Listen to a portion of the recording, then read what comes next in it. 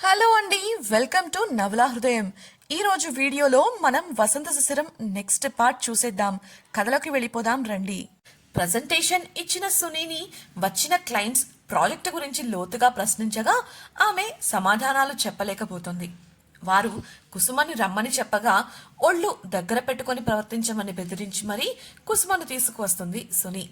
Client అడిగిన వాటికి కుసుమ సమాధానాలు చెప్పడానికి సంకోచిస్తూ సునీని చూడగా సుని కన్నెర్ర చేస్తుంది. అది గమనించిన భాస్కర్ ఆమెను బయటకు పంపించి మీటింగ్ విజయవంతంగా పూర్తి చేస్తాడు. కిషోర్ క్యాబిన్కు వెళ్లిన కుసుమ భాస్కర్ కోసం ఎదురు చూస్తుంటే అతడు రావడమే శిశిరపై కోపంగా అరుస్తాడు. అందుకు కిషోర్ జరిగినదంతా వివరించగా పూర్తిగా విషయాన్ని అర్థం చేసుకుంటాడు భాస్కర్. వెంటనే కుసుమ వైపు తిరిగి, మీరు ముందు మీ క్యాబిన్కి వెళ్ళండి, అలాగే ఏం జరిగినా సరే సునీత ఏం చెప్పినా చెయ్యొద్దు. పని చేయడానికి చేత కాదు కానీ పెత్తనం చేసి బ్రతికేయాలని చూస్తూ ఉంటారు. ఇక వాళ్ళ ఆటలు సాగనివ్వను, స్థిరంగా చెప్పగా కుసుమ బయటకు నడిచింది. అలా వెళుతూ శిశిర వంక చూడగా శిశిర కూడా నేను కూడా వెళతాను సార్ అని కిషోర్తో చెప్పింది. అతడు ఒప్పుకోవడంతో కుసుమతో కలిసి క్యాబిన్ బయటకు నడిచింది శిశిర. ఇకపై చేయవలసిన వాటి గురించి చర్చించుకోవడం మొదలుపెట్టారు భాస్కర్, కిషోర్లు. సుని తన సీట్లో కూర్చొని ఆలోచిస్తూ ఉంది. ఇన్నాళ్లుగా లేని సమస్య ఇవాళ ఎందుకొచ్చింది? అసలు ఈ ఈడియట్ కుసుమ గురించి క్లయింట్కి ఎలా తెలిసింది? రాని దాని సంగతి చెబుతాను. పళ్ళు కొరికింది. అయితే ఆమె అలా టెన్షన్ పడుతూ ఉండటం చూసిన రూప మాత్రం లోపల బాగా ఎంజాయ్ చేసింది.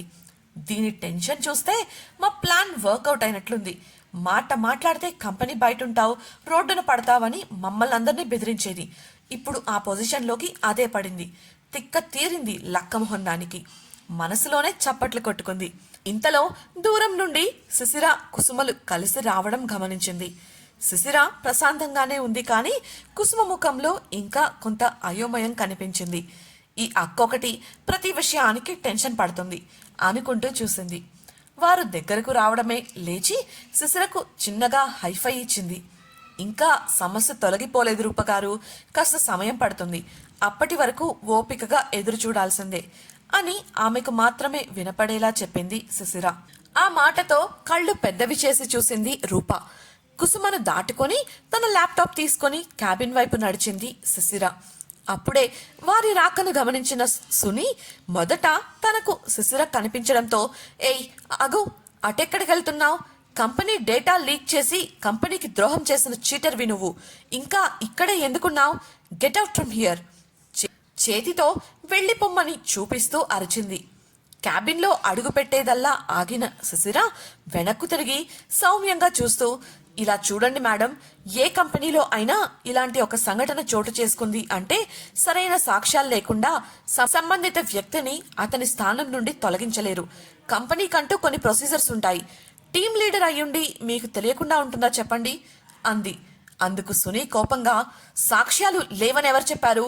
డేటా లీక్ అయిందే నీ మెయిల్ ఐడి నుండి కదా, నీ ద్వారానే కదా, అవి చాలు నువ్వు బయటకు వెళ్ళడానికి అని అరిచింది. ఆ మెయిల్ ఐడీనే ఇక్కడ పెద్ద చిక్కు మేడం.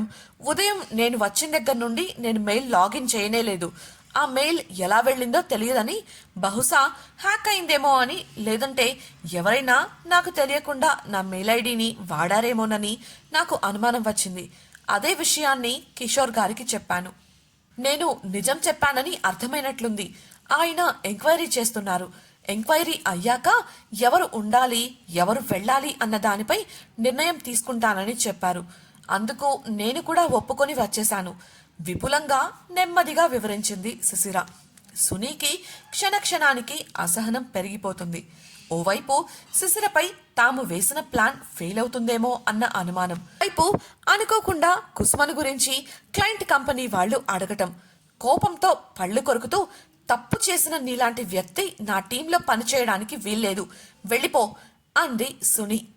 సంతోషం, మీకెలాగో నేను వచ్చిన రోజు నుంచి నా ప్రెజెన్స్ నచ్చడం లేదు కాబట్టి నా క్యాబిన్లో కూర్చొని నేనే నా పనులు చూసుకుంటాను.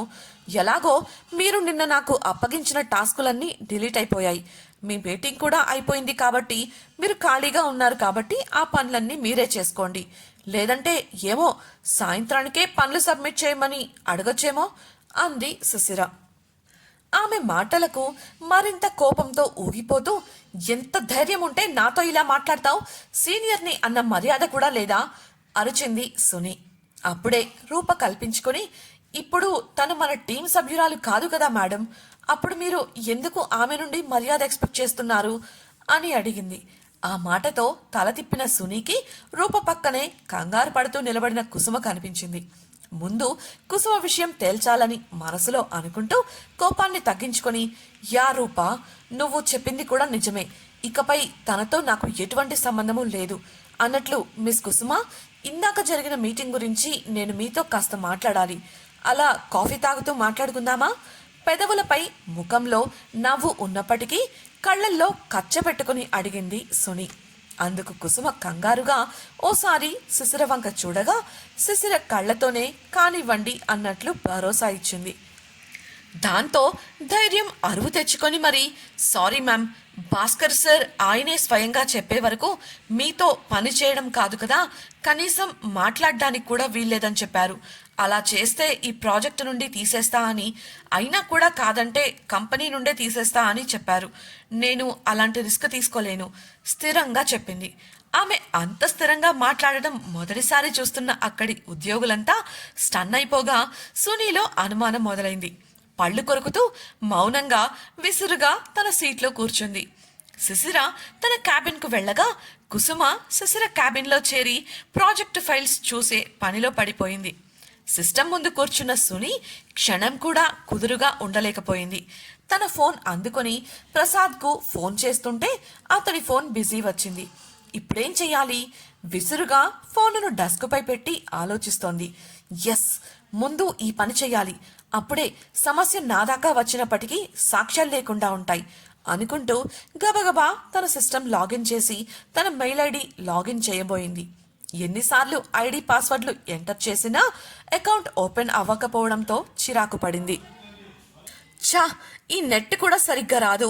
విసుక్కుంటూ మరోసారి లాగిన్ చేయాలని ప్రయత్నించిన ఆమెకు, అలా కష్టపడకండి మేడం, మీరు ఎంత ప్రయత్నించినా ఆ అకౌంట్ ఓపెన్ అవ్వదు అన్న స్వరం వెనుక నుంచి వినపడింది.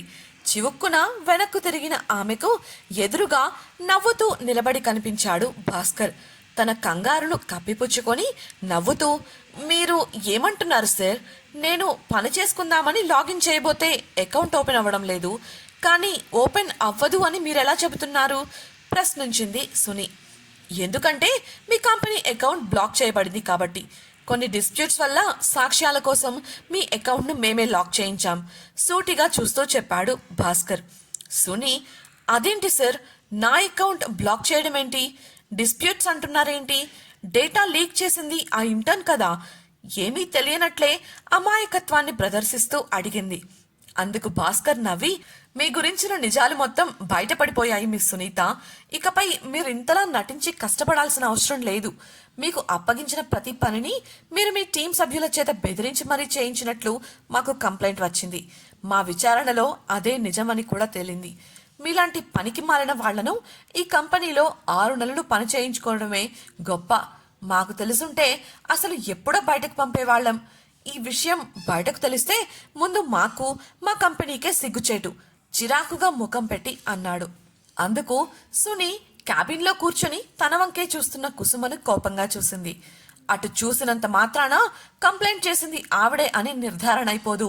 మీరు ఈ కంపెనీలో చేరినప్పటి నుంచి చేసిన పనికి మాలిన తప్పుడు పనులన్నీ ఒప్పులు అయిపోవు.